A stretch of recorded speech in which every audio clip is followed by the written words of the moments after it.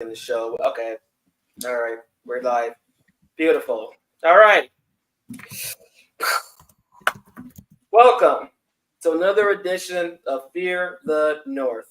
I'm Irie Harris. I'm greeted by my lovely co-host, Sapphire, and then the established author and journalist himself, the Renaissance man of today, Chris Murray.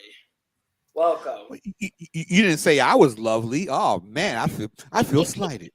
You know what? You're right. This is 2024. Men should feel comfortable saying that they're lovely and beautiful, just like women do. Hey, you're so lovely. Now you know I was just joshing. I was just kidding. Now you know. Hey, Chris, you're so lovely. It was understood. Doesn't have to be explained. Oh. Now, see, I like that. I see, like I said again. We gotta get you out. We gotta find you. We gotta find you a nice a lady friend. We definitely because the man has charm. I gotta say that for a young kid, you do have charm. I gotta give it to you. Yeah, but Chris, bro, who's to say he doesn't already have one and he just hasn't talked to her about it? Talk with us about her, right? Sorry. I ain't mean to put nothing out there. I'm just saying, you gotta be careful, bro. So AFC North football, man, I love it. The topic of the podcast per usual. Wow. But I have some even better news for Chris right now. The Dodgers are up 2-0 on the Yankees. I believe it's the bottom of the second, Chris. So I'm gonna keep you updated on that. That's good. Oh man. Well, you know what? In the midst of that happening right now, we sure there are many people who have their eyes on the world serious. The world is serious right now as we see. Yeah. But we thank though for taking the time to come into the show, and walk with us as we dive into the first game, the obvious prime time, one of the big storylines, not just within the division, but within the NFL as that. Yeah. The Browns and Ravens matched up on Sunday in Cleveland, that was. Now, the Browns are going to upset the Ravens. Yes, I said upset. I mean, 29-24. You have to say upset when a team that's won 5 straight loses to a team that had 1 win going into the game. And they also had a new quarterback in Jameis Winston to replace Deshaun Watson, who suffered that season-ending Achilles injury in Week 7 versus Cincinnati. And then Kevin Stefanski also decided to pass off his play calling duties to offensive coordinator Ken Dorsey. I can't wait to see your reaction to that, Sapphire, and the aftermath of that. And of course, and you guys know this as well too, Jim Donovan, the longtime play-by-play announcer for the Cleveland Browns, recently passed after his longtime battle with cancer on Saturday at the age of 68. The Fear the North podcast, we send our condolences to the Donovan family, and I think it's fair to say the Browns want to go out and win one for him and the family, and that was the best way to honor him. And immediate thoughts though regarding the game, the good, the bad, everything. Like let's get into it, man. I'm ready. Well, let me jump in real quick ahead of you, Chris. And I mean, I think it's really important that we really give homage and honor Jim Donovan. I mean, the face, the voice of the Browns for generations. Like he raised people, the classic calls that he made, and just his genuine passion. Like he was a Browns through and through. I think the only thing he did not do was suit up and go onto the field and play a down for them. So this is a very important moment, I think, for me as a Browns fan for decades, to acknowledge him and his great work and his passion, and just really thank him for everything that he brought to Browns Nation. And just real quick, also, even Chris Collinsworth acknowledged him on Sunday Night Football as being one of his, booth partners when he made the transition from the Bengals, from the NFL to broadcasting. So I just wanted to take a moment and acknowledge him, recognize him. God bless his wife and his children as well. Yeah. Amen. Thank you. Amen to that. Because anytime anybody in this industry passes away, and I've gone through, between living in Baltimore and Philly, some of the best announcers ever, from Harry Callis in Philly, Chuck Thompson, who did all the Colts games back in the day, and the irony of Harry Callis, he was in the booth. They found him in the booth. And now my friend Rob Brooks found him in the state, and Harry was one of the nicest people. I even had red wine with him after a Phillies broadcast. I was doing a story on one of the color announcers, and so you know, and I look at that game, and Jameis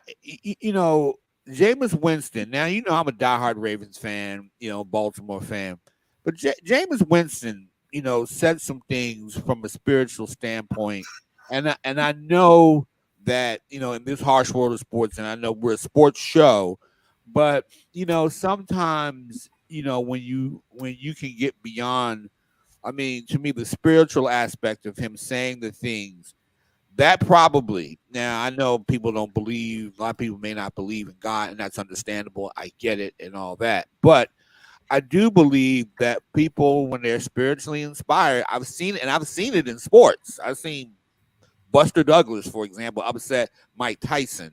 I mean, sometimes when you have that spirit and that faith with you, that's going to happen. Although the cynical Ravens fan of me will say, "Well, if Kyle Hamilton had to drop that pass, I mean, but in a real sense, I have to give credit to Jameis Winston this week for because he's gone through some ups and downs in his career. I mean, he threw 30 touchdown passes and 30 interceptions, and people try to ridicule him and say he wasn't the best quarterback in the league. And sometimes it's a lesson in sometimes you got to work with certain guys to give them a chance, to give them an opportunity. I look at, though he's struggling a little bit now, but look at Geno Smith in Seattle, what he's done. And sometimes, that was an inspirational performance by Jameis Winston.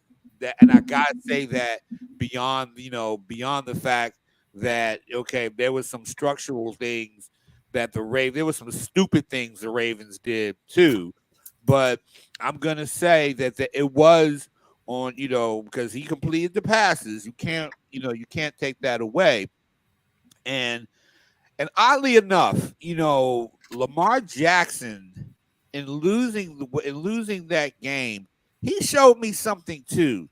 And the thing is, I wish Baltimore would catch up to that guy's commitment. Okay, that guy wants to win. It wasn't that. I mean, he did his best. I mean, no late game. Let's face it. Not every great quarterback. A lot of great quarterbacks lose those games, and great quarterbacks will tell you they lose those games more than they win them. Okay, it's just that sometimes it's when they do it, playoffs and everything and all that. But that said, there was a lot of goofy play calling on the part of the Ravens coaching staff. There was a lot of poor execution. I mean, there was some things that, like the first drive of the game. The first drive of the game when the Ravens drove all the way into Browns territory, and they went on fourth. Generally, with that offense, I can understand it, but it was the goofy play call. Why would you set? Unless they were going to call that play where Derrick Henry moves up forward, then goes back and throw a pass. Then in that situation, I might have seen that play. But that was something I would have called in that situation. But not running. That's the most obvious thing in the world. It was the most obvious thing. And if you're going to do something stupid, kick the field goal. How about that?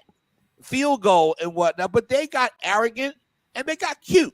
And the worst thing you could do in sports and regular sports, and the only time you get cute is when you have your video game controller and all that, and you can get cute there because there's no consequences. And if you get blown out of something, hit the reset button. That's what you do. But in that situation, you can't. And so it was just a series of like, guys, what are y'all thinking? What are you doing? But on the other hand, to be objective about it, Jameis Winston balled, and the thing is, he's going to bring the Browns back into this race. I think the Ravens will get him the second time. They'll get him again. They'll beat him again. Yeah, but the way that division goes, you got to give Jameis Winston won that game. Sapphire, I'll let you come in, and not that I'll let you, but you'll come No, in. I get it because I think it was really important, the perspective that you just enlightened us with. You and I were texting back and forth like, we struck gold and asking the same question. What was going on with the play calling? Yeah. Like, and I would love to know, because I'm not down in Baltimore, what the fan vibe is, post the game. It was just really weird. I didn't feel like they used Henry the way that the last handful of weeks showed them would lead them to success, right? I didn't feel like they used the tight end enough either, right? I will, though, because I know your Achilles heel is Aguilar. Listen, if you've ever been in, what is it now they're calling it, Huntington Bank Stadium, when that sun hits a certain pitch, and if you're looking at it, right, looking for that pass to come from that west end of the stadium, I can't fault Aguilar for dropping that pass. And that Bateman is blinding. too. Bateman dropped passes. They were dropping passes. Lamar did miss a pass to Zay Flowers. He did miss a pass there. But but come on, lots of quarterbacks miss passes. In the game, you can say in the game, but to me, but I also think that in that game, perhaps, and the Ravens secondary is awful. They have a lot of injuries and they got exposed.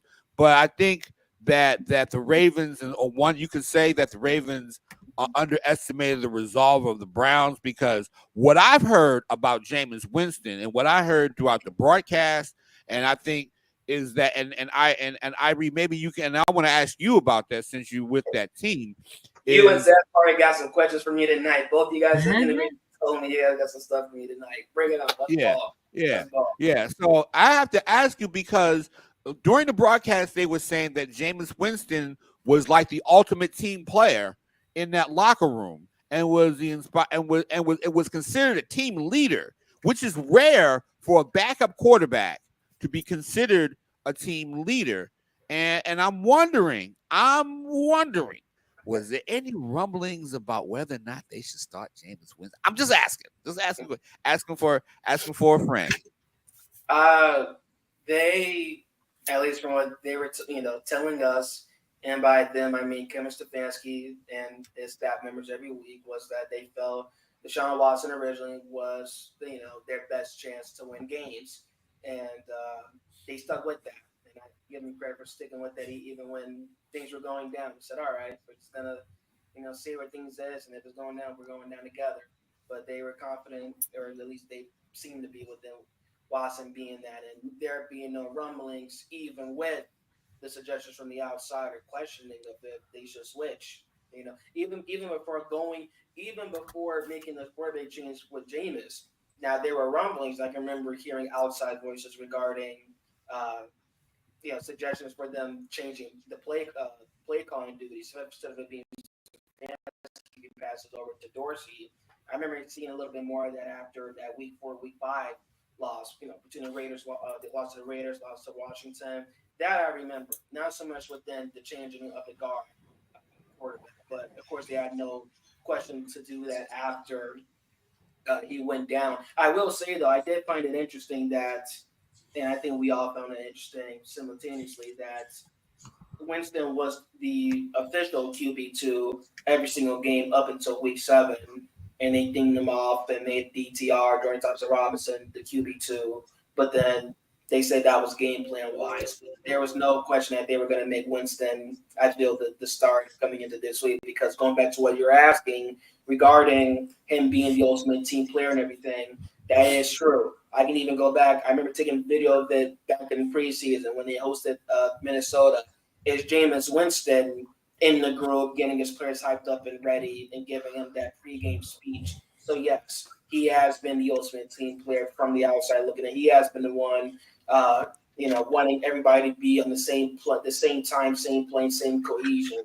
And multiple other players have said that too. Jerry Jeudy has commented him on that. Myles Garrett spoken about him being a team player. Other guys were saying that. So, yes, and I think it showed on Sunday, as we'll get to in a bit, regarding how different this team operated on both sides of the ball. It was night and day. Yeah. before was not within the vicinity. But we'll get to that more in a bit. Yeah. But I want to jump in on something, and thank you for that. I'm going to jump in on something you said, Chris, and I'm going to come back to you, young Irie. Okay, at one point in the second half, right, the Ravens O was looking at a Browns D without both Denzel Ward and JOK. Am I correct here, Irie? I am gobsmacked. I am gobsmacked that they didn't be more disciplined and really go back after coming out the second half and establishing the run with Henry, wearing down that D line so they could take advantage of the Browns secondary. Talk to me. Well, I'm going to say this. I mean, I like Todd Monken. I think overall he's made a difference in the way Jamie has played. I mean, I'm not Jamie. Lamar has played, but for some reason, that's the first time in a long time that I've seen this kind of goofy it's the first time since the AFC Championship game. Let me say that. Since I was up there, like, since I was like that sort of like, what, like Vince Lombardi, what the hell's going on here? That kind of thing. So from that standpoint, I'm sitting there texting you back and forth, and and then on my Facebook page, my best friend who lives in Wichita, Kansas, is saying he's always saying, you got to fire Harbaugh. Now, you got to remember Harbaugh is the facilitator, okay? Right. He's the CEO, okay? He's a special teams coach and whatnot. And, the coaches, but he needs to get with both coaches about how to fix the secondary. I mean, and the Ravens did make a trade for a wide receiver from Carolina. Boom! Let's bring it, because that was a delicious transaction for the Ravens, I think. And what I was, let me see, where is, and I have that story up on my phone and I can't find it. But at the end of the day, they gotta make changes on defense. And I like the Ravens defensive coordinator and all that, but I just feel like Orr is doing a good job, but he's got to adjust to a situation where you don't have Marlon Humphreys and you don't have the rookie Wiggins in there. You got to adjust, and they've got to get guys instead of trying, because when you have a weak secondary, what do? You play zone. You figure out a way to play zone. You figure out a way to you need pass rushers. You need somebody on the edge on there, because they have some injuries in the defensive line as well. So what you have to do in these situations is that you got to make adjustments. But here's the thing with this football season and whatnot, because even though the Chiefs right now are unbeaten, somebody's going to get them too. Somebody's going to get them at some point. They're not going to go through the year unbeaten. But I just think that what the Ravens went away from, they went away from their identity slightly. You still had, Derrick Henry with 73 yards, 11 carries, but they need to just go back into running. Stop trying to be cute. Just run your offense. Do what you do. Run the ball. Get the tight ends involved. Get Likely, and Mark Andrews involved in the game. Get those guys. Just stay to basic what you were doing in those 5 weeks coming up, to the Cleveland game. And I think that somehow, and this is the thing, that my criticism of the Ravens is this: the Ravens will play up or down to the team that they're playing against. They will let a lesser team feel like they're being in the game, and I don't know what that's all about. And but the one constant for the Ravens, and I know this is a peculiar thing to say in the loss, but Lamar, there is something about Lamar Jackson that says that I don't care what the rest of these fools are doing, but I'm gonna try to win this game. I'm gonna do and if that determination can permeate throughout the team, then I think the Ravens can, then they're a Super Bowl contender and a favorite. But I don't see that kind of commitment I don't see it from that defense. I mean, that's a Ray Lewis-like commitment that he has. Absolutely. And I think for me, just real quick on Lamar, it's the way he's throwing the ball that's distinctly different for me this season. No, regardless of the position his body is in. I mean, he seems to be throwing it like different angles based on whatever the situation is. Like you could tell he's really put some additional work in. But I want to go back to something else. Chris, I think it was the second quarter, the Ravens lost their nose tackle, Michael Pierce, right? So not to make any excuses, but that was definitely, I think that impacted the game. When you talk about do more edge rushing, their defense was kind of spread thin at that point already with a weaker, or I should say a below average secondary. What is the update on Michael Pierce? I've not gotten to that information yet, but what I will say, they're gonna bring some guys. They're looking to make some moves at the trade deadline. That I can tell you. They are looking to make moves at the trade deadline, and they need somebody on defense. Maybe it's another safety, maybe it's another corner. And I just kind of think at the end of the day, that's going to be something that they have to do in order to win. I mean, you're going to make moves. You're going to make adjustments. I mean, I'm going to say this. Back in 2000, during their Super Bowl year, it was the reverse. The offense was struggling, and they had Tony Banks, a kid out of Michigan State, and I love my Spartans, but Tony Banks was taking up the joint. Let's face it. Terrible. I know he's a brother, but I was like, bruh, you tearing up, you stinking up the joint. You a fellow Spartan like me and all that, but bruh, he was stinking up the joint. And they brought Trent Dilfer, and Dilfer, while not a superstar, I still can't believe they won the Super Bowl. Did not make mistakes. That's all they asked. And so now we have a great offense. Yeah. But now you got a great offense, but the problem is in that situation, you have a terrible defense. But Chris, hold on. I agree with that. Then let's talk about their transaction, bringing Deontay Johnson over from the Panthers. And there's a curious stat about that. But what are your thoughts about the impact that he is going to have for the Ravens? Well, according to all the reports, I've said that he was struggling. He was struggling when Bryce Young was in there, and they weren't getting him the ball. But he's done well since under Andy Dalton, a former member of the AFC North. And so I guess what they're saying is like high risk, is like low risk, high reward, and whatnot, because they get Carolina gets a 5th round draft pick and all that, and of course he is, he's going to be, and he's a former Steeler, and so he's going to be teaming up with Zay Flowers and all those guys, and it's going to be a situation. I mean, it's a good move. They need another receiver. Would I have liked Devontae Adams? Yes. Would I have liked Amari Cooper? But that wasn't going to happen within the division and whatnot. I mean, I would have liked those guys, but the thing is, you have to go, and he's going to be one of those guys that's going to get open. It's going to take some pressure off of Zay Flowers and Rashard Bateman, who's actually been playing well outside of the drop that he had. Yeah, playing well. I think that bolsters that offense, but I'm more concerned about defense. The trade deadline is November 5th.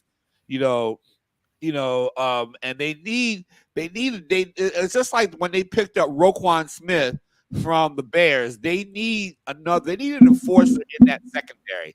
And if Marlon Humphreys is going to be out, you need another enforcer in that secondary. Yeah. And so it's curious because I've heard from multiple people today, the thing that separates Deontay Johnson is his quote route running. Right. Yes. So he gets separation. Right. So for me, I think about if the Ravens can't make any changes on the defensive side, they have another above average offensive threat that could potentially help them put like outscore, right, their opponents, or at least keep their offense on the field longer. I think it's going to be interesting to see what moves the Ravens may make in this next week. I agree as well within that too. I think it will be interesting. And real quick, if I may, regarding more so within the Ravens, because I know you were asking earlier, Chris, some of the other things and questions and stuff for choices. I don't know why they didn't run the ball as much with Derrick Henry. That was something I was really looking forward to, because I know he had that game circled on his calendar. Because last year it was with Tennessee, came into Cleveland, they held him to 20 yards and 11 carries, negative 7 yards in the first half. Like, he had 11 carries, 73 yards. He was still productive enough to go off for more. So I don't know why. Regarding the fourth down decision, it came out of wildcat formation, did a little draw. Harbaugh, after the game, I said that was something that they were going to do within the metrics of the game. They had planned on doing that. So he pretty much just stood on it. I'm not saying it's the right decision. No, it was a terrible decision and whatnot. It wouldn't even work on my PlayStation, and I don't have PlayStation right now, but it wouldn't have worked on my any video game system I would play and whatnot. So I want to shift back over to the Browns, though. I'm hearing a lot of voices that, and I hate sounding gossipy, but I just have to share with my brothers. Gossipy. That Jameis Winston, he was very outspoken last week in the game where Deshaun got injured, right? He comes out and starts quoting scripture, right, Chris?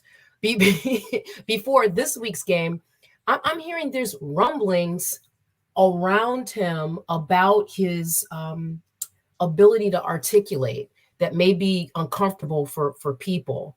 And I think for me, this is important because, we talk about culture being a primary driver for the success of a team. Clearly, Jameis has buy-in from his peers, his teammates. It is lost on me how my perception of the Cleveland media just can't leave things alone.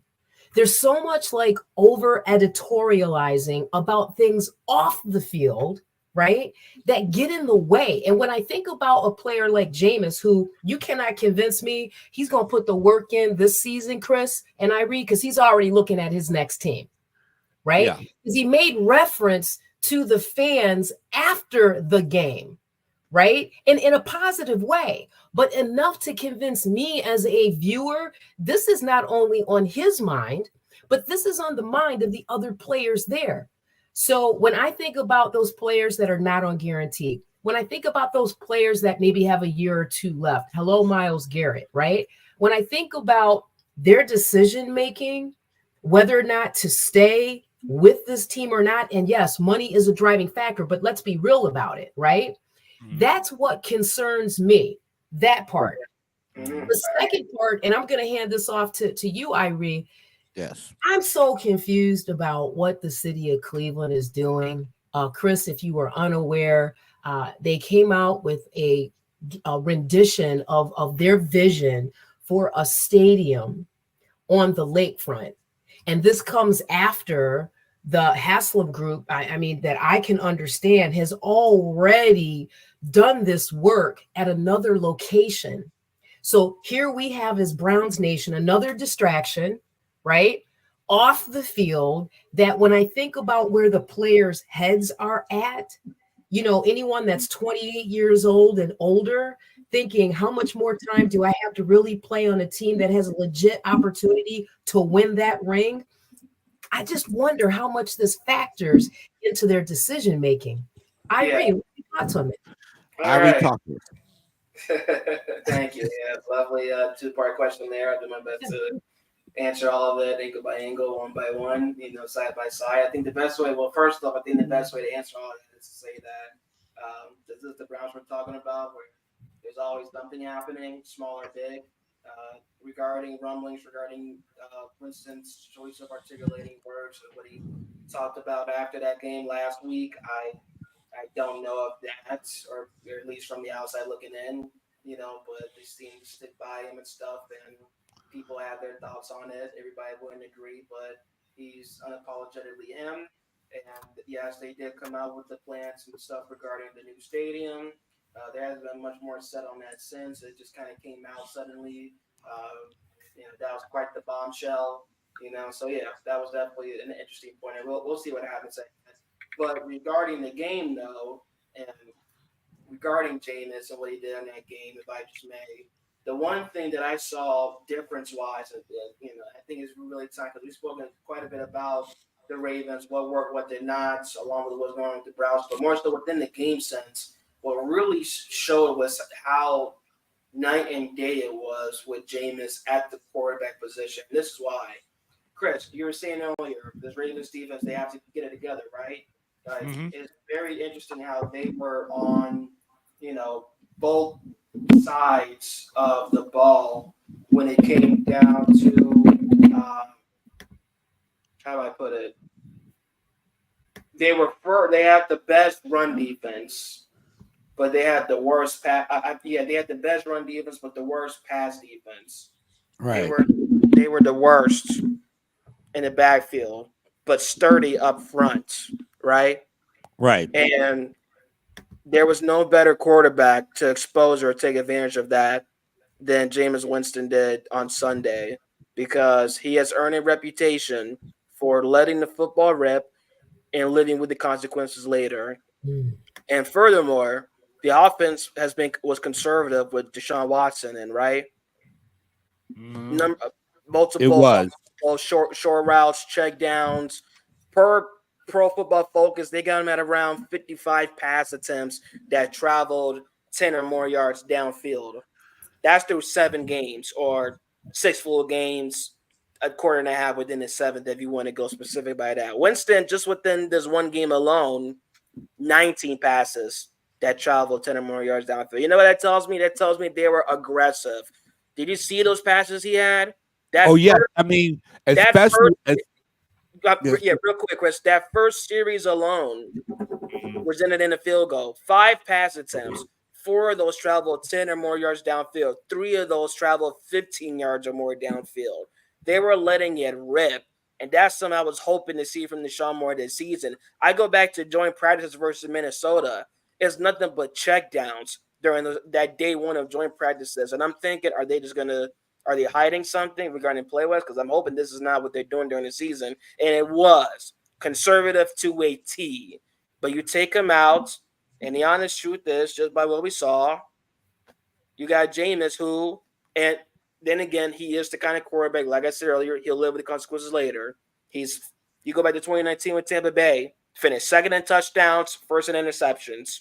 There are multiple plays, multiple throws that Baltimore should have caught that would have ended the game sooner. That didn't happen. And then the very next play, he's throwing a deep 38-yarder to Cedric. That's Jameis Winston football, and it worked to a T that day. But specifically focusing on the offense, it was aggressive, and it was lovely to see, and the cohesion was just terrific. And before I pass it on to you guys with any thoughts on the offense, let me just use another example as well too.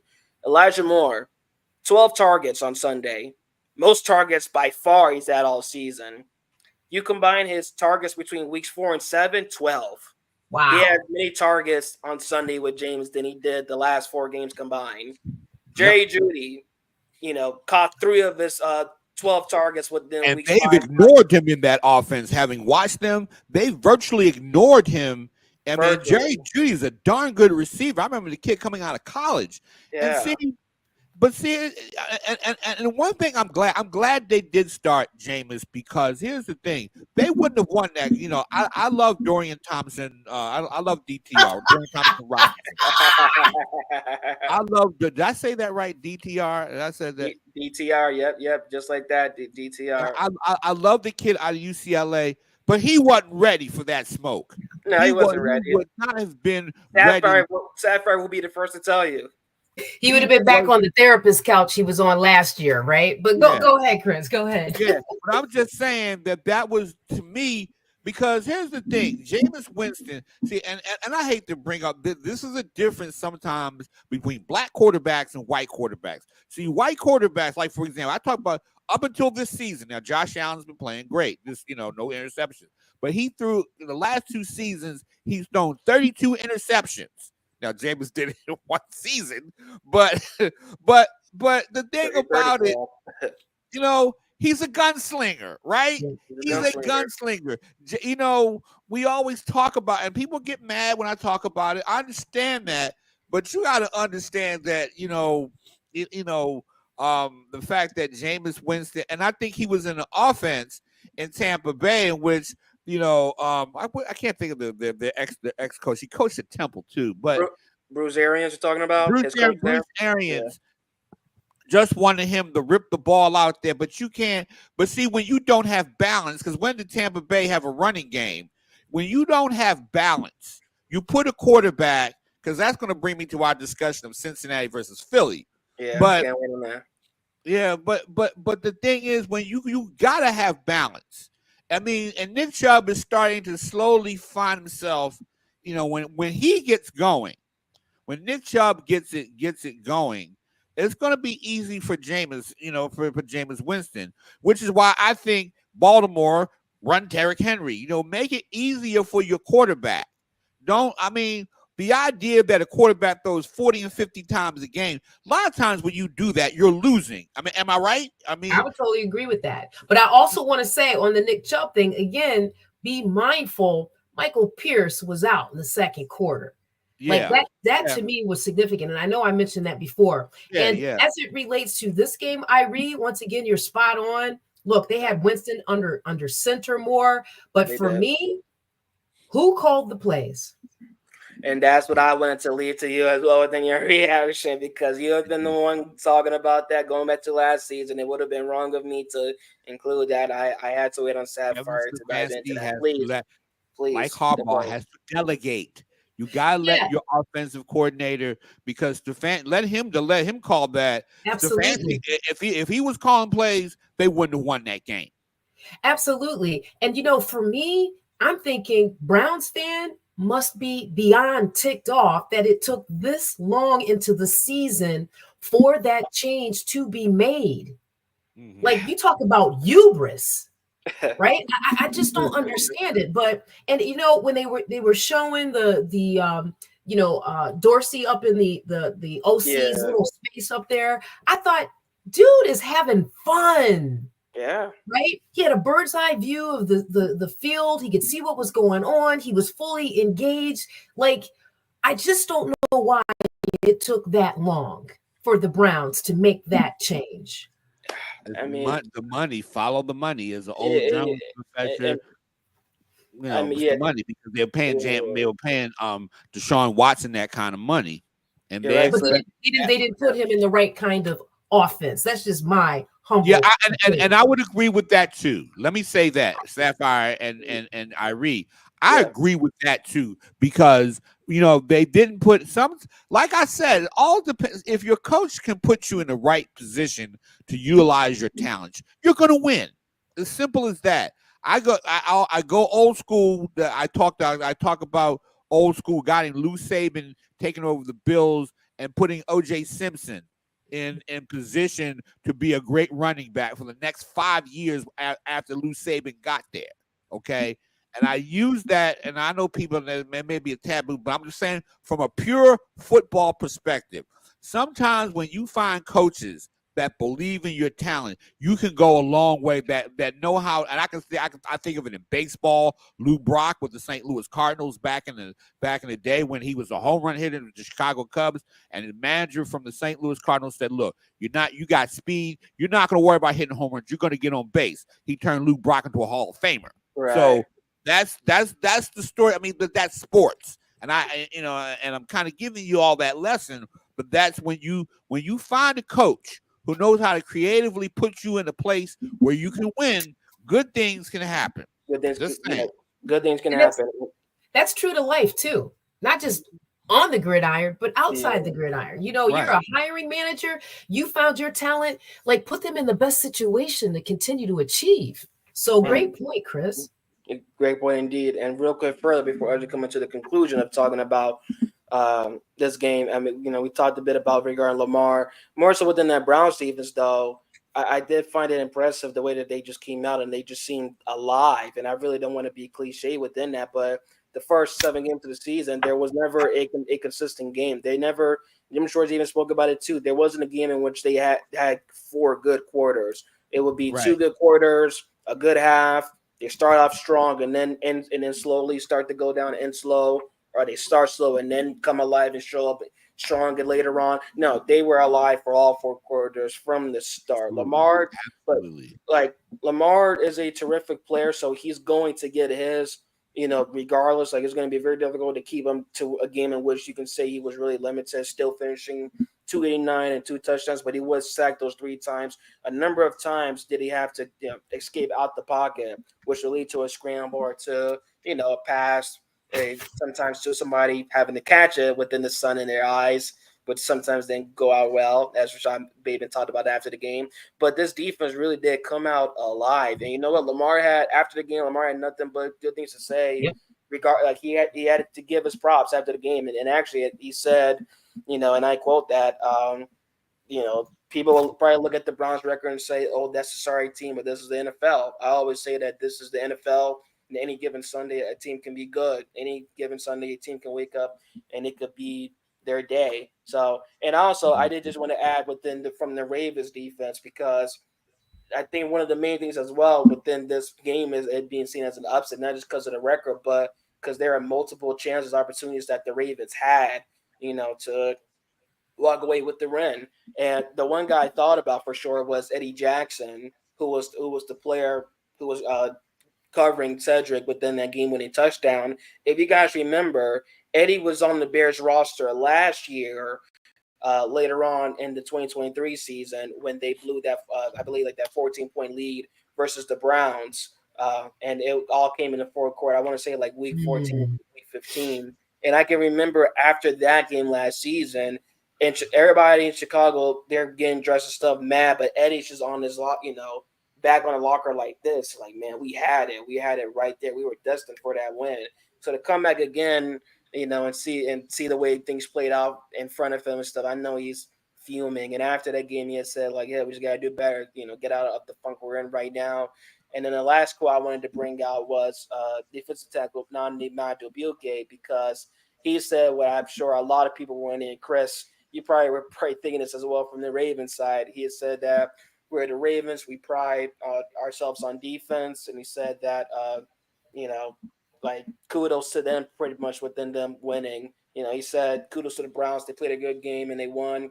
Congratulations to them. But we know who should have really won the game. Thoughts on that quick quote, because I know that was the thought of a number of people, at least within Baltimore side. Well, I mean, it's true. I mean, the thing about it, I go back to the Cincinnati game a couple of weeks ago, right? I thought the Ravens should have lost that game. They should have lost that game. I go back to what old Dick Vermeil would say to me. He said there was one time he wouldn't know me from Adam. Now let me say, I mean, I'm not gonna take the guy to a bar or nothing, but the thing he did say, and I know he said this to 10,000 other people other than me, you're gonna win some games you deserve to lose, and you're gonna lose some games you're gonna deserve to win. But to be honest about it, the Ravens didn't deserve to win that game, in my opinion. They did not. I mean, they just did not play well, and that's gonna happen. And like I say, you can't. The thing is, this is a humbling league. You may think you're riding high for right now, and you think you could just walk up and show up. This, as Irie and Sapphire, you guys alluded to earlier. This is the National Freaking Football League. There you go. This is well, I'll leave the freaking part out. I don't, I know we may have kids watching, but this is a game. This is not, this is not like Oregon playing, I don't know, Delaware State in football. It's not in this league. Those guys are grown men. They get paid, and so to me, as far as I'm concerned, Cleveland deserved to win. And I gotta be honest about that. When you make goofy calls earlier in the game and whatnot, and that set the tone. That set the tone of, I was like, okay, Denise, where are my antacids? Where am I? Where's my soft?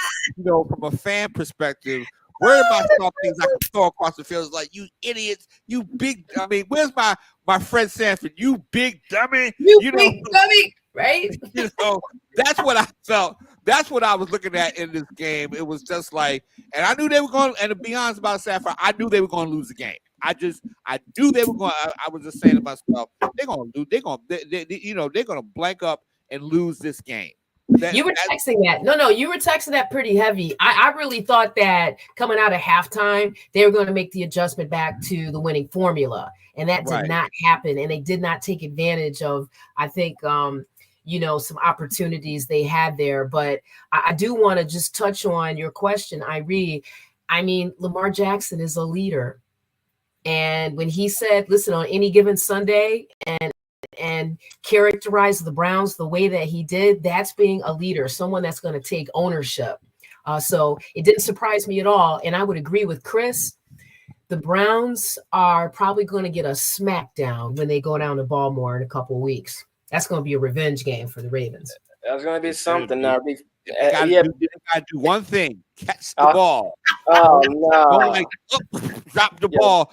And I gotta tell you one last thing before one quick thing. When Aguilar was in Philadelphia, there was a situation where there was a woman that was a fire, and some guy caught their person, and they interviewed him on TV. Well, I caught him, unlike Aguilar, and they went, "Oh God, that was priceless." I'm done. I'm sorry. I remember that. That was a classic, and sadly, that will always be tied to his name amongst us sports fans. Wow, what a time! We're catching babies, unlike Aguilar, and then the face afterwards. What a time!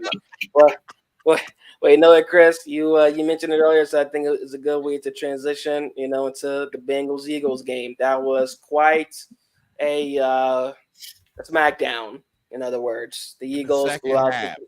The Eagles blew out Cincinnati 37-17. Quite interesting after Cincinnati held Philadelphia scoreless in the first quarter and jumped out to a 7-0 lead, but they had only scored 10 more points that the remainder of the game, and Philadelphia came out and just obliterated them. Thoughts on the game and what you guys saw?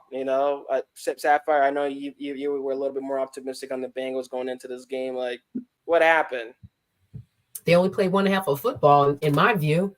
Yep. They showed up in the first half and the second half. I mean, bring it, Chris. It was a completely different Bengals game, but you got to give credit to the Eagles.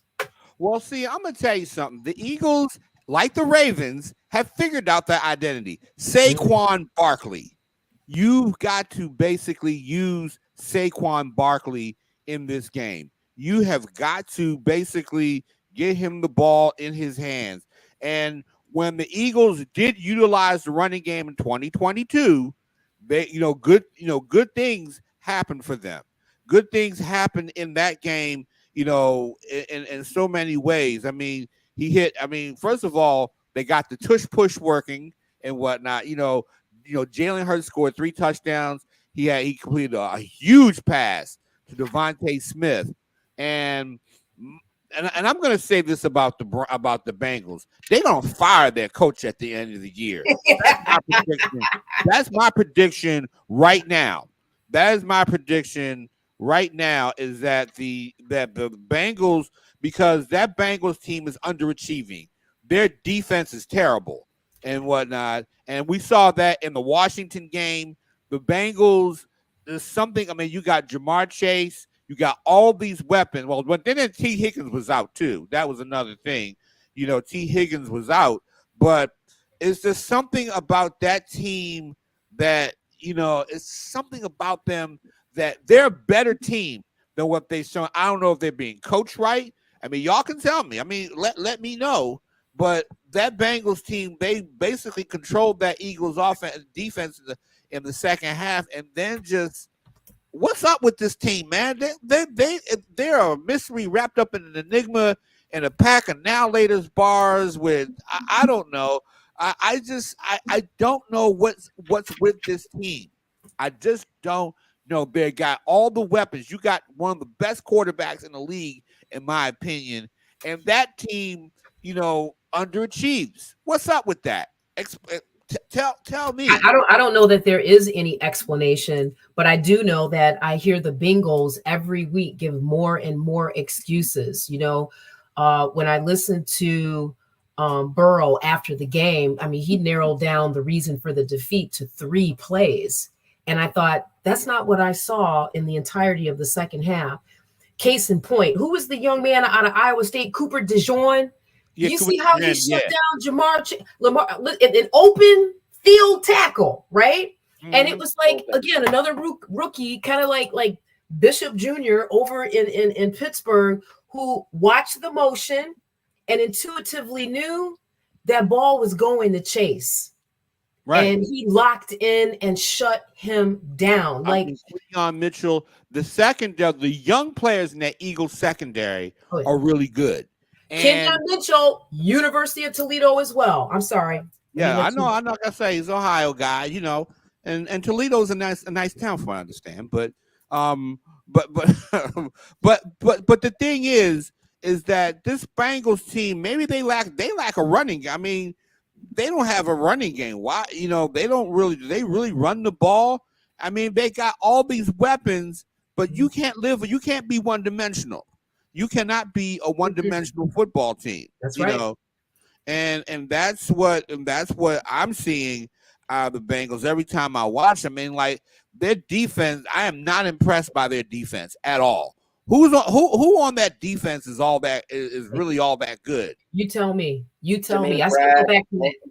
Jermaine Pratt, Wilson, usually Sam Hubbard, or at least these were guys that came up and produced versus Cleveland. But then again, that is the Browns we're talking about. But yeah, I understand your point, though. They didn't actually show up the way in which they should have prior. And may I just add my 2 cents in this? I think this is troubling, at least for me, because it's more than just the point, the gap within the point or point differential, in other words, but it just kind of is another reminder to how pivotal some of those games that they lost early on just would have been beneficial. This is their 5th loss.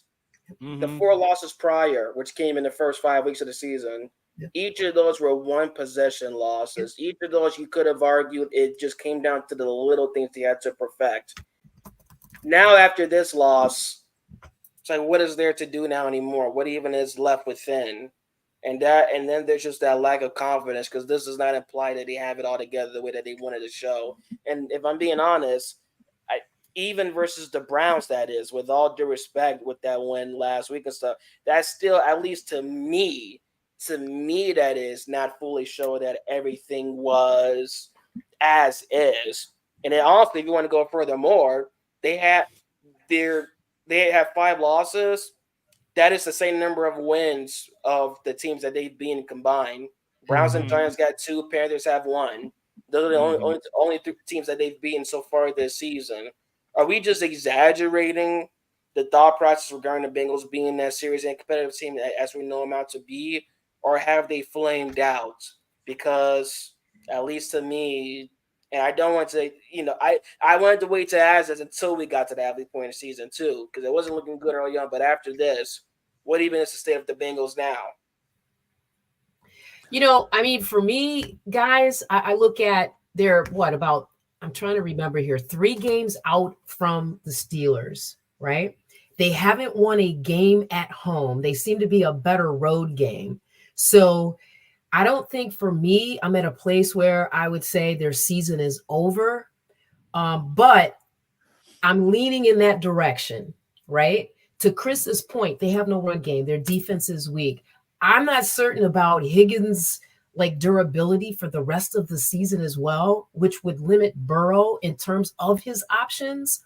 So I think maybe another week or 2 of play, I would be ready to cancel them, but not right now. Not right now. I mean, yeah, I agree with that. But at the same time, I mean, and even when they beat Cleveland, what if James? Yeah, say that again.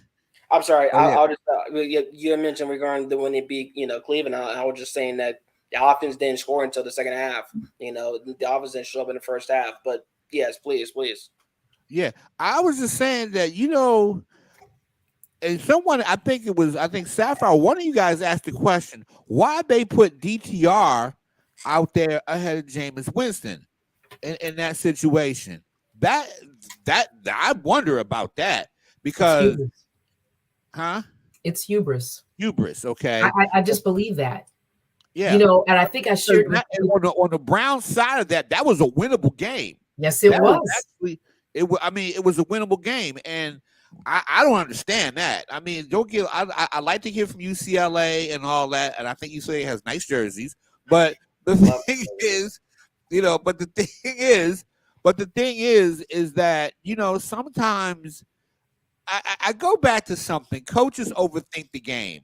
I think the Bengals coaching staff they should not have lost that Ravens game. They shouldn't have lost that game because, like I say, they were killing the Ravens secondary.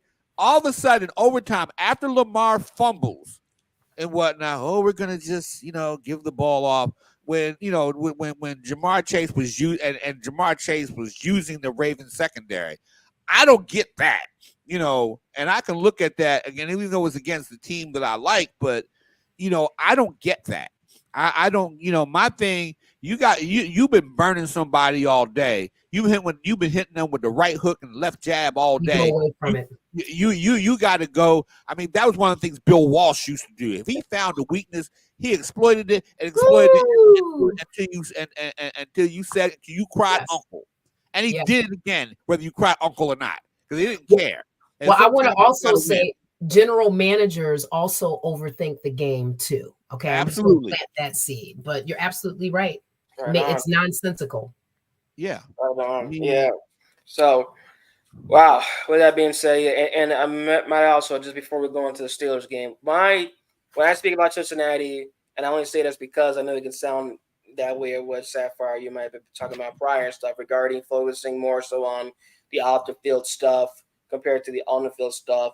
But for me, at least looking from the outside in, because I'm not around that team, because none of us are around that team or going on, but I just kind of think within the little tidbits of T. Higgins requesting a trade during the offseason, that never panning out, Jameis taking some time to get back to the field because of everything with the contract, Joe Burrow changing his hair, all of a sudden looking like Slim Shady.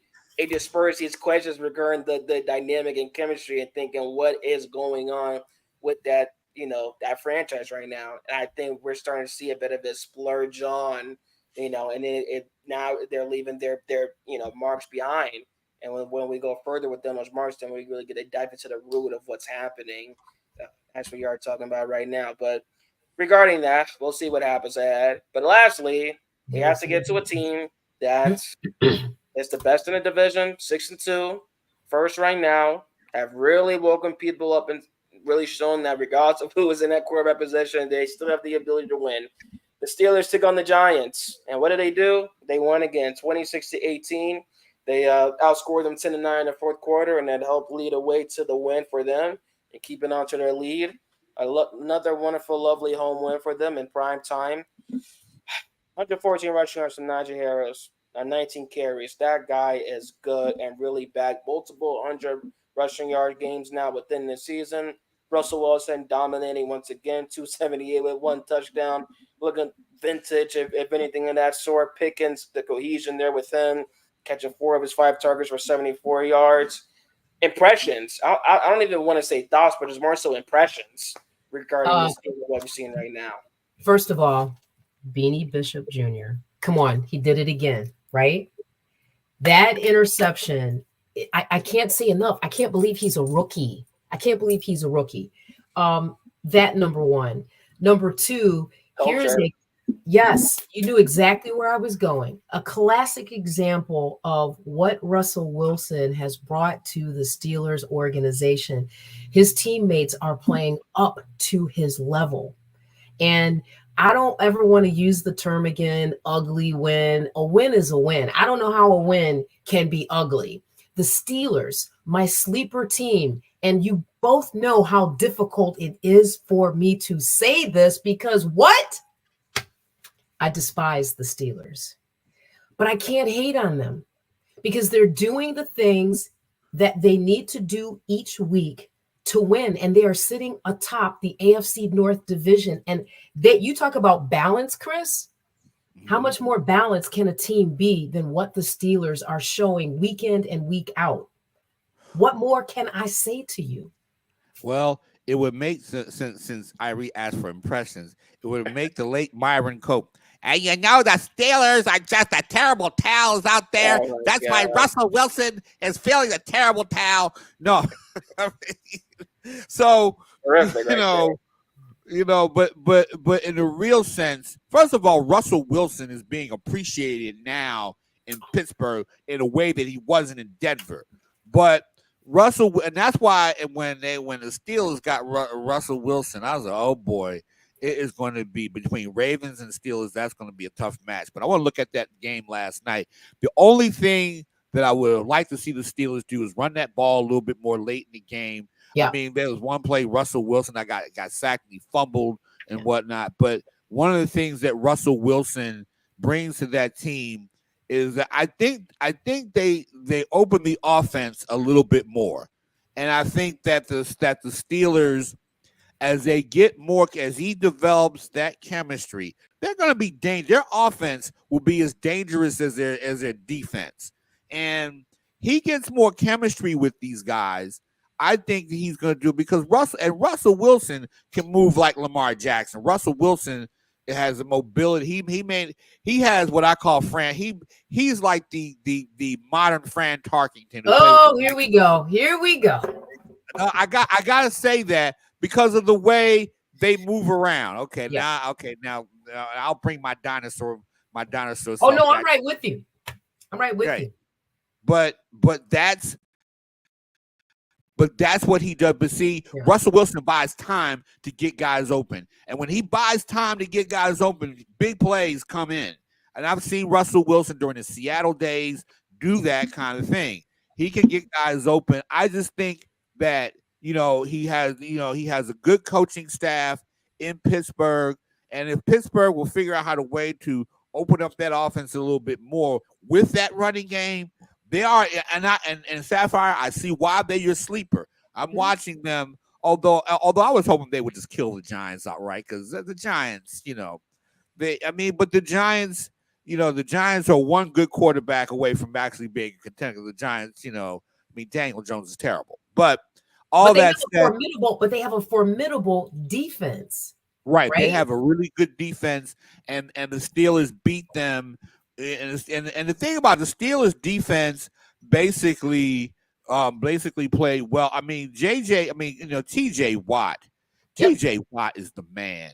Yep. And when they play anybody else, I'm just like, man, that and Mike Tomlin, because they've been ready to run him out of Pittsburgh. As you all know, they have been ready to run that guy.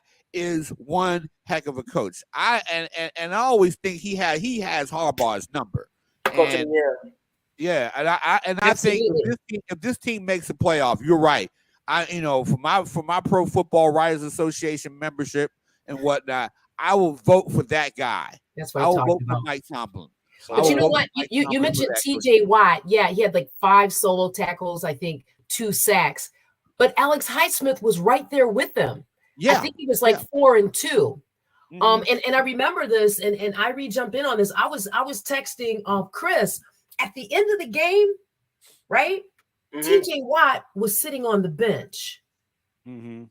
And then and I'm always looking at the game from a dramatic perspective, guys. You know that.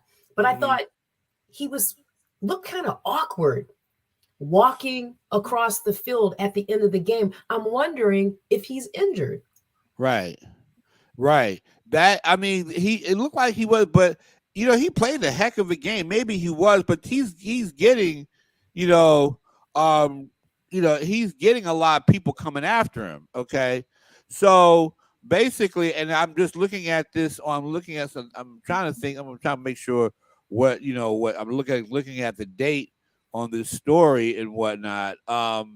Looking at the date, they're saying that he may have some type of knee sprain or something. But let me double check the date. He didn't look right to me. He didn't look right to me. And I don't know That might have been from last year. I'm trying to find the update. I'm just saying he didn't look right to me. I mean, and he's that type of player, hands down, that puts everything into each down. He leaves everything out there. And maybe there's another D lineman that needs to step up, right? And help out.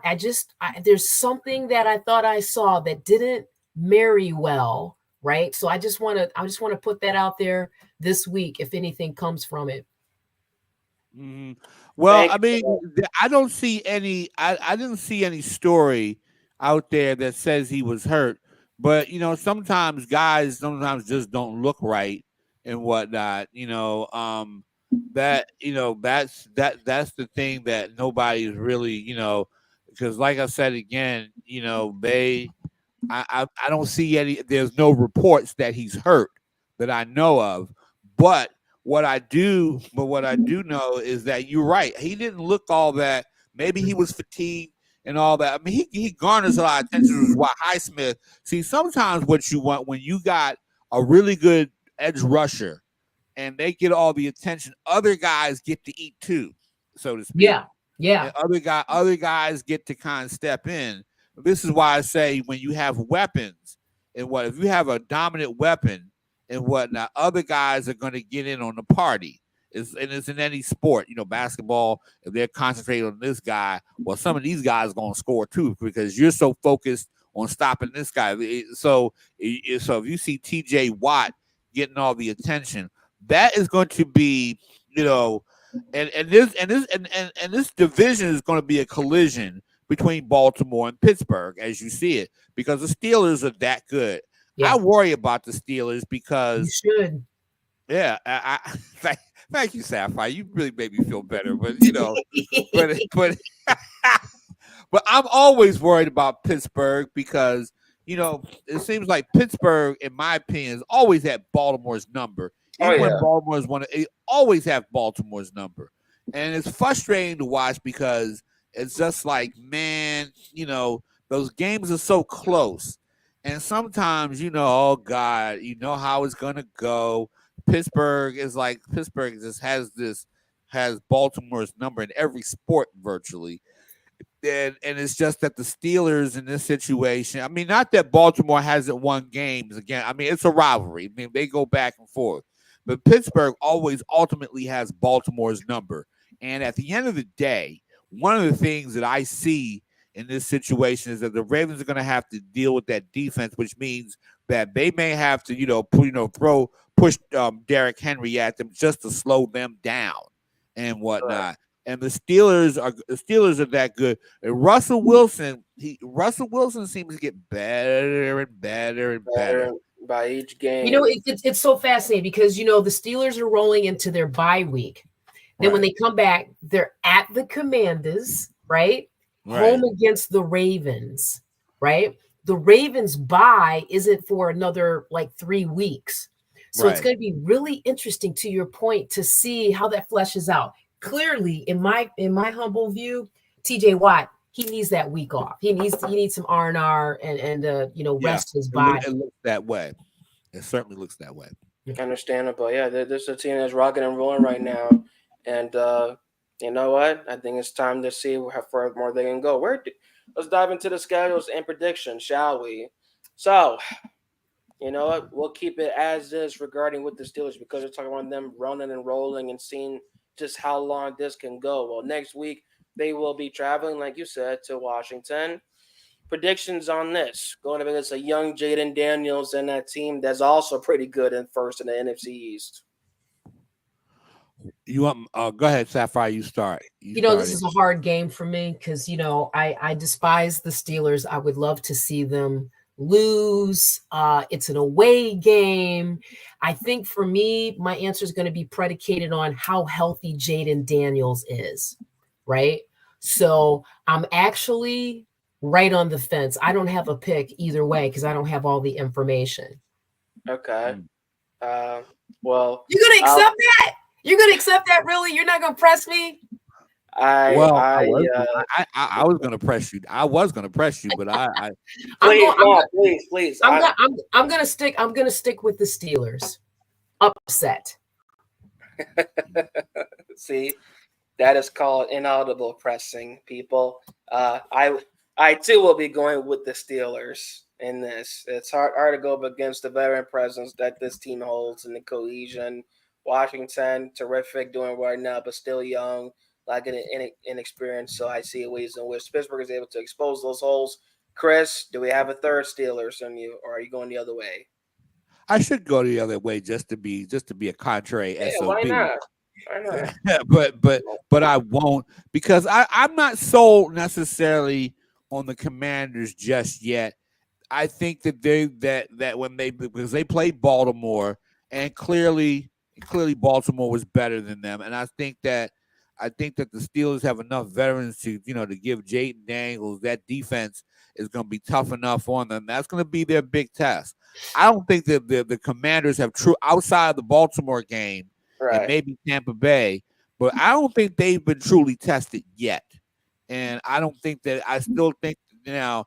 I don't think they're a bad team, but I don't think they've been tested. And I think that Pittsburgh game is going to be. So I'm going to go with the Steelers because, like you, Sapphire, I despise the Steelers too.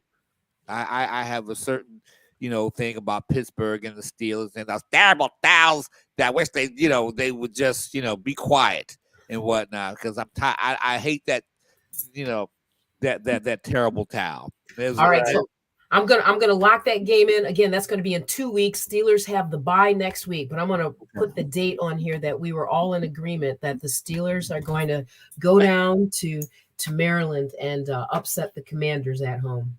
Indeed. All right. On to Baltimore. They will be playing the Broncos. They host the Broncos, that is.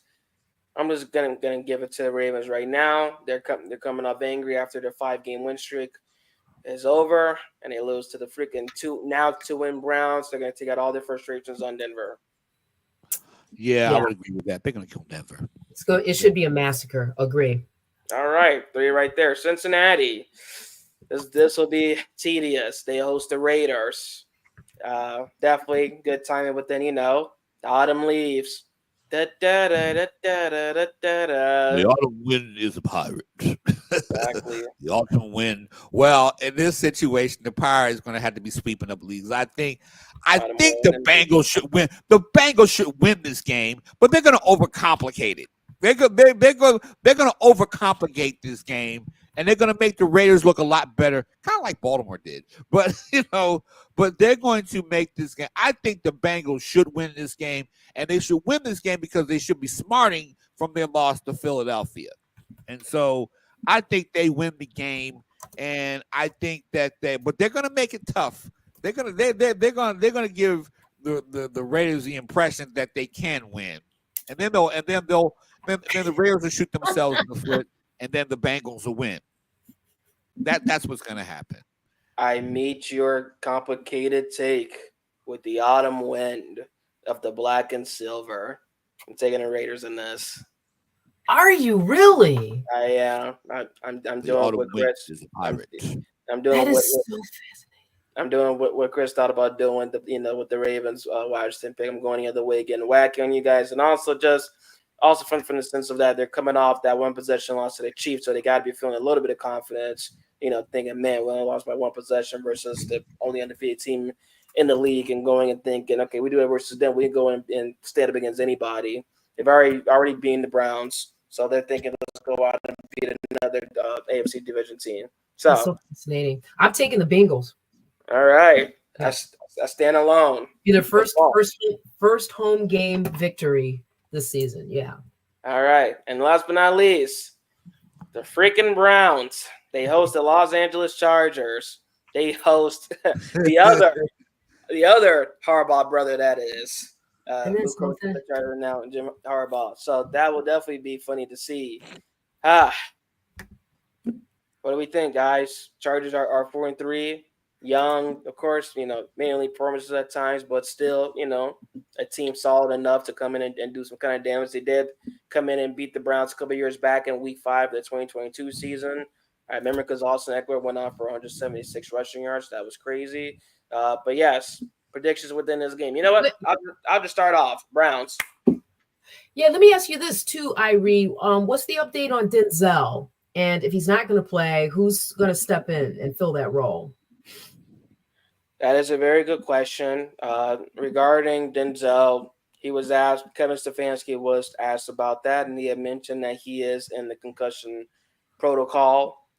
Regarding when that had happened specifically, and he said he wasn't sure, but also didn't want to speculate. So that is the state of it right now. But tonight's Tuesday, tomorrow's Wednesday. I'm sure you'll be asked about that tomorrow, and I can have an update on that by then. All right. Well, I'm going to go with the Browns as well. Dorsey will be calling plays.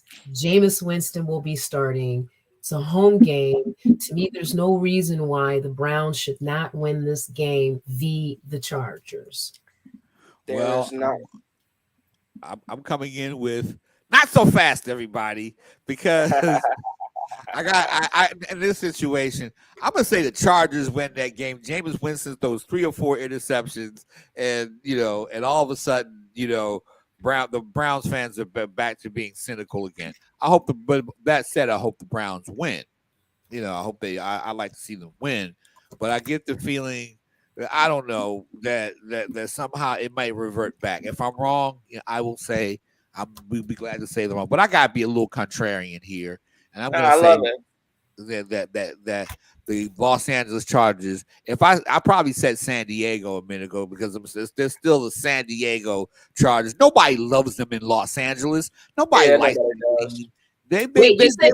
You said Jameis was going to throw 3 to 4 interceptions? Yeah. Okay. I just want to make sure I have the number right. Okay. The Chargers do. I could be wrong. The Chargers do. Be wrong, but sometimes I think when he's riding high like that, you hope that Jameis will stay, and I hope he stays focused and control. I really do, because I like to see. I think he's a good quarterback, and I think he needs to be.